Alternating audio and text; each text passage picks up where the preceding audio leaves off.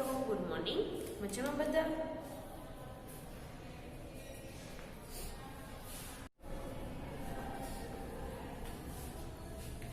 Hello વિદ્યાર્થી મિત્રો, good morning. મજામાં બધા? યુનિટ 2 માં આપણે આગળના લેક્ચરમાં એક્ટિવિટી 1 એમાં રીમિંગ વર્ડ્સ જોઈ રહ્યા હતા. રીમિંગ વર્ડ્સ ક્યાં ક્યાં છે? તો કે leg, snake, smile, crocodile, loudly, proudly, bath, path, me અને ટ્રી. ત્યાર પછી એક્ટિવિટી 3 છે પાઠ્યપુસ્તકમાં ચિત્ર જોઈ ખાલી જગ્યાની વિગત ભરો. એમાં તમને ઉદાહરણ આપેલું એક પેનનું ચિત્ર છે.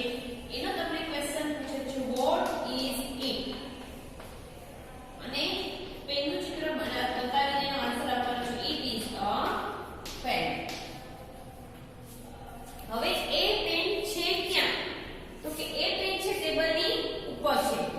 એના આધારે બીજો ક્વેશ્ચન છે where is the pencil. Sorry, આ પેન્સિલ નો છે તો એમાં આવશે. હવે આપણે અહીંયા પૂછ્યું તે વસ્તુ શું છે, અને અહીંયા પૂછ્યું છે આ જે પેન્સિલ છે એ વસ્તુ ક્યાં છે. એક વોટ એટલે કે શું પડે છે પ્રશ્ન, એક વેર એટલે કે એનું જગ્યા બતાવવાની છે. તો એ તમને આપેલું છે કે it is on the table. બરોબર. હવે આપણે એના પછી જોઈશું એક્ટિવિટી 3 માં. આ તમને એક્ઝામ્પલ માટે હતું. હવે આપણે જાતે વાક્ય બનાવવાના છે.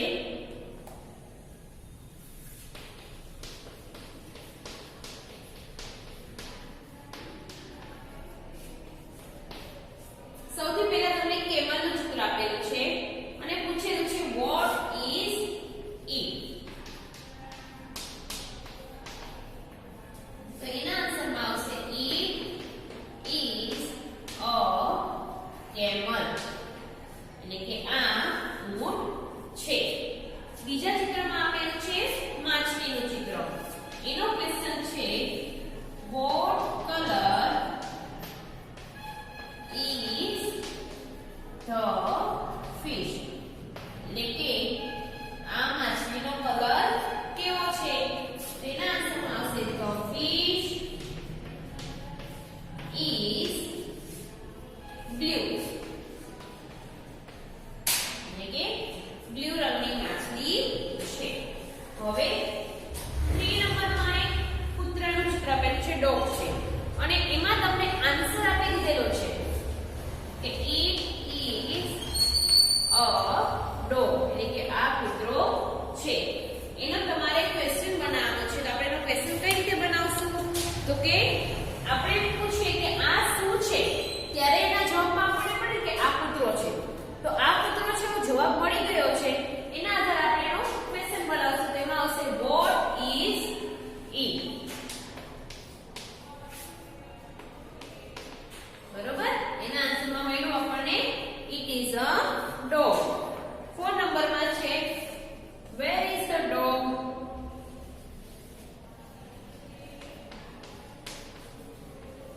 એટલે કે કૂતરો ક્યાં છે?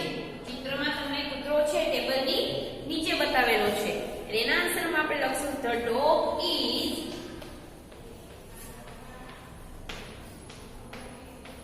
Under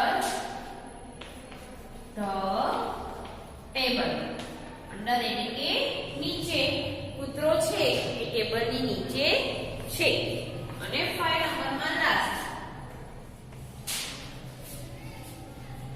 what color is the umbrella, એટલે કે umbrella એટલે કે છત્રી. છત્રીનો કલર કેવો છે? તેમાં આવશે the umbrella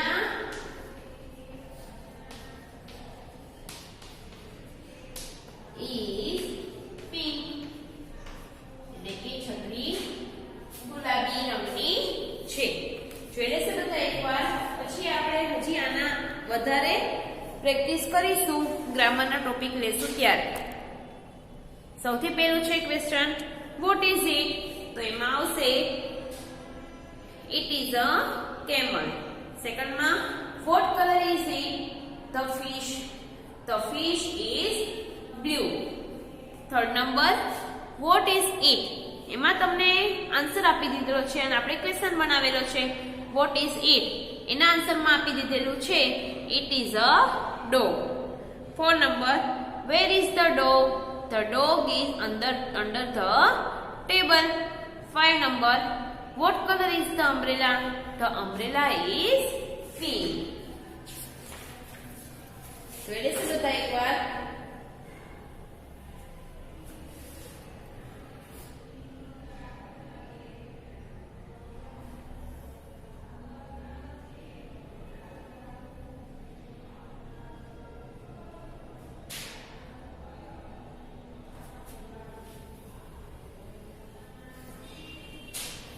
હવે એના પછી વિદ્યાર્થી મિત્રો આપણે એક્ટિવિટી 4A જોઈશું.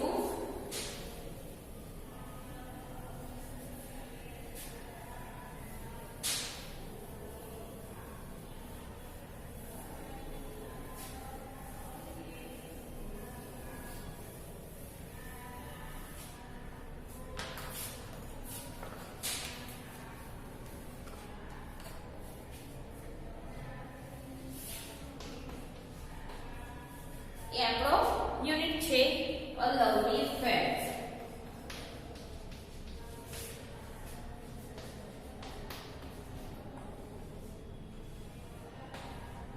Lovely fair.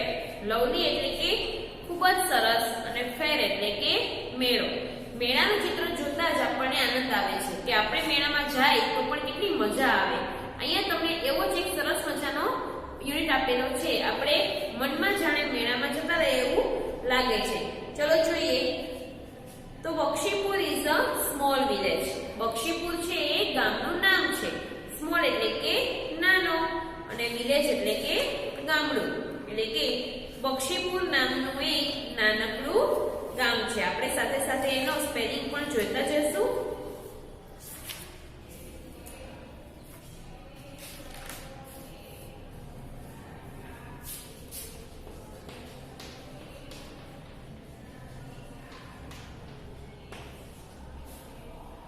Bakshipur is a small village. Village નો લખો પેલા VILLAGE. વિલેજ એટલે કે ગામ. બક્ષીપુર છે એક નાનકડું ગામ છે.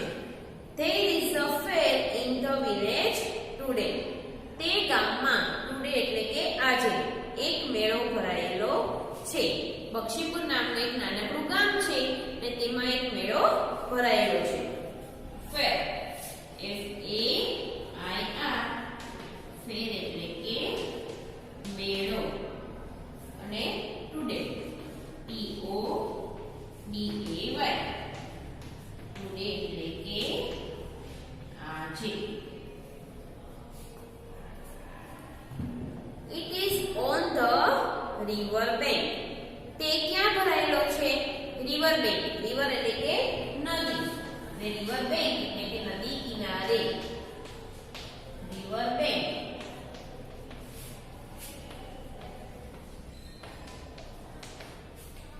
રિવર બેંક એટલે કે નદી કિનારો. બક્ષીપુર નામનું એક નાનકડું ગામ છે. આ ગામમાં આજે મેળો ભરાયેલો છે અને તે મેળો નદી કિનારે ભરાયેલો છે. Men, women and children are in the fair. Men એટલે પુરુષો. આમ તમે MAN સ્પેલિંગ જોશો એક વચનમાં આવશે પણ અહીંયા આપણને MEN એ બહુવચન થશે એનું. એ જ રીતે woman એમાં પણ MAN આવશે એ એક વચન થશે અને women એ બહુવચન થશે. હવે આખા મેળામાં એક જ સ્ત્રી અને એક જ પુરુષો એવું બને નહીં.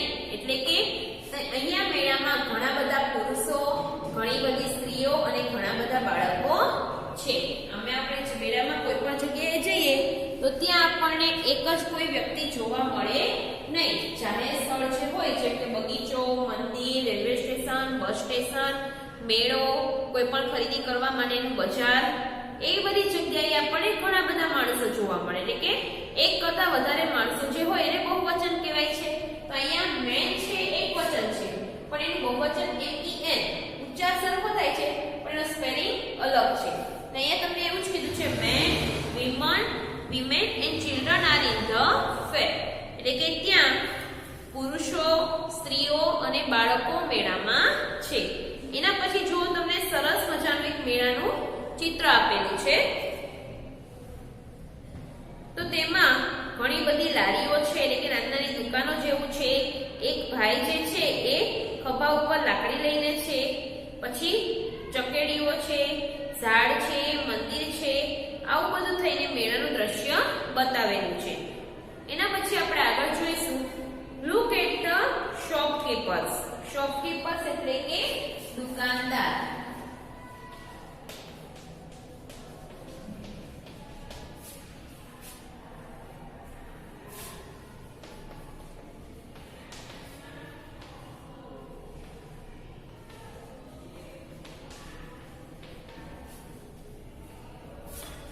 લુક એટ ધ શોપકીપર એટલે કે અહીંયા તમે દુકાનદારને જુઓ. There shops are small. ત્યાં ઘણી બધી નાની નાની દુકાનો છે. There are toy shops and fruit shops in the fair. Toy shop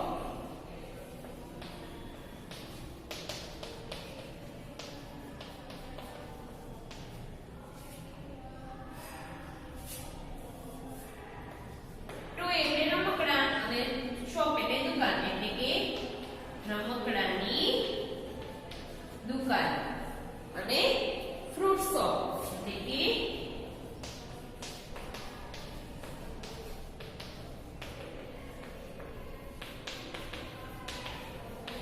ફળની દુકાન. મેળામાં જાય એટલે રમકડાની દુકાન તો પહેલા હોય જ, એટલે બાળકોને લેવાનું મન થઈ જાય. તમને ખબર જ હશે કે તમે મેળામાં જાઓ એટલે પહેલા તમે ચકડી જુઓ બેસવા માટે, અને સાથે સાથે રમકડાની દુકાનો છે અને ક્યાં છે અને એમાં રમકડા કેવા કેવા છે, મારે કયું રમકડું લેવાનું છે, એ બધું તમે પહેલા વિચાર કરી લેતા હોય છો. એટલે અહીંયા તમને કીધું છે કે લુક એટ ધ શોપકીપર્સ એટલે કે તમે દુકાનદારોને જુઓ. The shops are small. તેઓની દુકાનો નાની નાની છે. There are toy shops and fruit shops in the fair. ત્યાં મેળામાં રમકડાની દુકાનો પણ છે અને ફળોની દુકાનો છે. There are tea stall also. એટલે કે ત્યાં ટી સ્ટોલ એટલે કે ચાની દુકાન.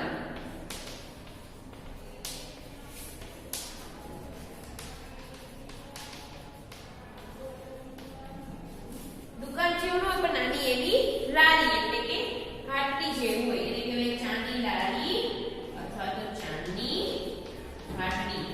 એટલે કે નાનું એવું કેબિન જેવું બનાવીને બેઠા હોય એને કહેવાય છે સ્ટોલ. એટલે કે રમકડાની દુકાન, ફળની દુકાન અને ચાની લારી પણ છે. કઈ જગ્યાએ? તો કે મેળામાં. પછી કીધું છે Rani and Rahim are at the fair. હવે બે બાળકોના નામ આપેલા છે. રાની અને રહીમ બંને છે એ મેળામાં ગયેલા છે. રાની ઇઝ 5 years old. રાની છે 5 વર્ષની છે. Rahim is studying in standard 5. Study એટલે કે ભણવું.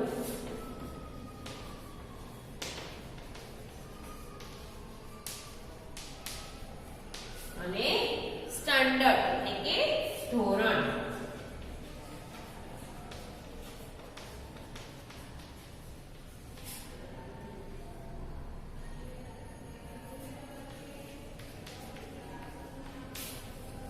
એટલે કે રાની અને રહીમ છે બંને મેળામાં ગયેલા છે. રાની છે 5 વર્ષની છે અને રહીમ છે 5મા ધોરણમાં ભણે છે. ફરીથી આપણે એટલું જોઈ લઈશું. બક્ષીપુર નામનું એક નાનકડું ગામ છે. આ ગામમાં આજે મેળો ભરાયેલો છે. એ મેળો છે એ નદી કિનારે ભરાયેલો છે. તેમાં ઘણા બધા સ્ત્રીઓ, પુરુષો અને બાળકો છે. હવે તમે દુકાનદારને જુઓ, તેઓની પાસે નાની નાની દુકાનો છે. કઈ કઈ દુકાનો છે? તો કે મેળામાં રમકડાની દુકાન અને ફળની દુકાન છે. એ સિવાય ચાની લારી પણ છે. રાણી અને રહીમ છે બંને બાળકો મેળામાં ગયેલા છે. રાણી છે 5 વર્ષની છે અને રહીમ છે 5મા ધોરણમાં ભણે છે. હવે એના પછી તમે જુઓ, નીચે તમને એક ચકડોળનું ચિત્ર પણ આપેલું છે અને એક ફુગ્ગાવાળા કાકા પણ છે જે બાળકોને ફુગ્ગા આપે છે અને પાછળ ગરમ ચાય એવું લખેલી ચાની એક લારી છે ને, જો નીચે પૈડા છે. લારી એટલે કે રેકડી જે આપણે કહીએ ને એ એવી ચાની લારી છે અને બાળકો છે ફુગ્ગા લઈને આનંદ કરે છે.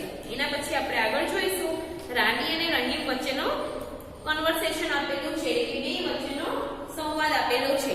તો રાણી અને રહીમ બંને શું વાત કરે છે આપણે જોઈશું. એ પહેલા આપણે એકવાર સ્પેલિંગ ઉપર નજર નાખી લઈએ. તો કે વિલેજ, VILLAGE, વિલેજ એટલે કે ગામ. ફેર, FAIR, ફેર એટલે કે મેળો. ટુડે, TODAY, ટુડે એટલે આજે.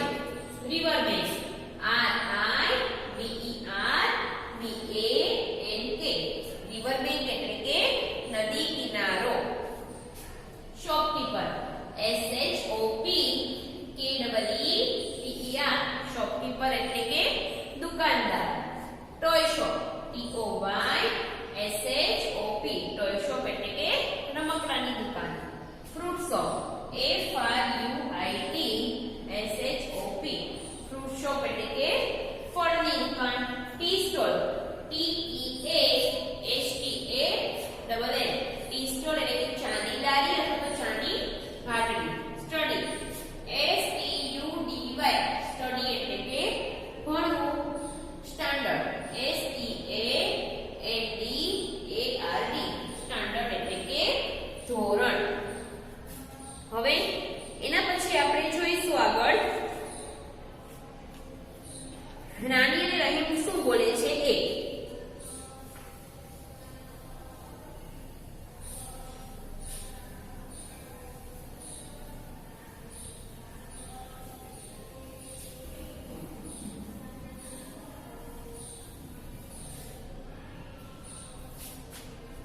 રાણી બોલે છે, રાણી, is there a balloon man in the fair? શું ત્યાં balloon એટલે કે ફુગ્ગા વેચનાર માણસ મેળામાં છે? રંગ હશે એમ. રહીમ કે છે યસ there is, હા ત્યાં ફુગ્ગો વેચનાર પણ હશે. રાણી, where is he? તે ક્યાં છે? કોણ? તો કે ફુગ્ગો વેચનાર માણસ. રહીમ કે છે look, he is near the tea stall, જો તે ત્યાં ટી સ્ટોલ એટલે કે ચાની લારી પાસે છે. સામેના ચિત્રમાં જુઓ, તમને લોકોને ચાની લારી પાસે એક ફુગ્ગાવાળા ભાઈ ઊભા છે, એ ફુગ્ગો લઈને ઊભા છે આપણને દેખાય છે. એટલે રહીમ કે છે કે તે ત્યાં ચાની લારી પાસે છે. બલૂન મેન,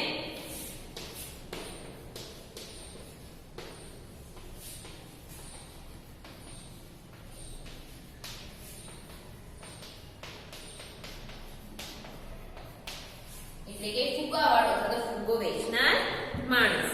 અને બલૂન એટલે કે ફુગ્ગો.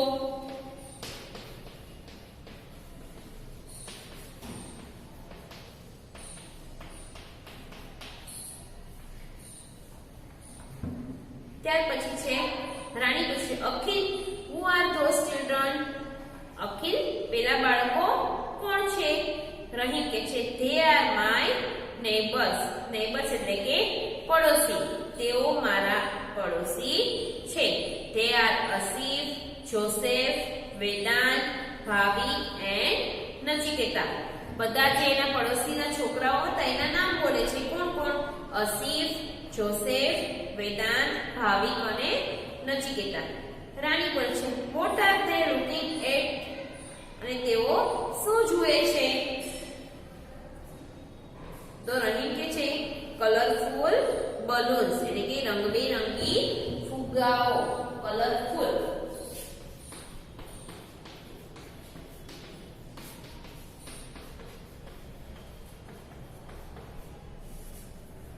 એટલે કે રંગબેરંગી. તેઓ શું જુએ છે? તો કે તેઓ રંગબેરંગી ફુગાઓ જુએ છે.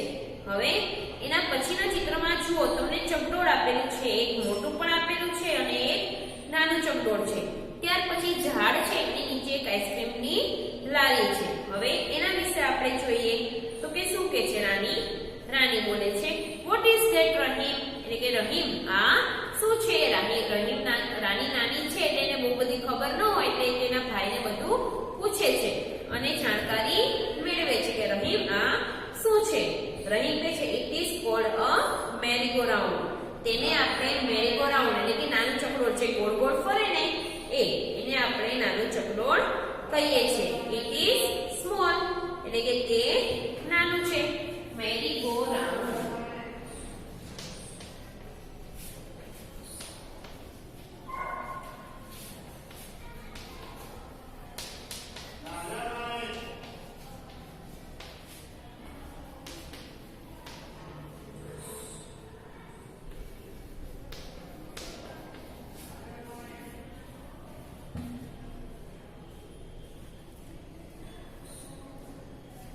Look at the giant wheel near the merry-go-round.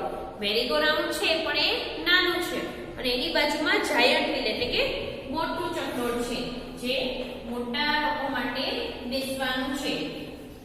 merry-go-round છે એમાં નાના બાળકો પણ બેસી શકે અને giant wheel એટલે એકદમ મોટું ચકડોળ જે આવે ને આખા મેળામાં એટલે કે એમાં મોટા લોકો બેસી શકે છે.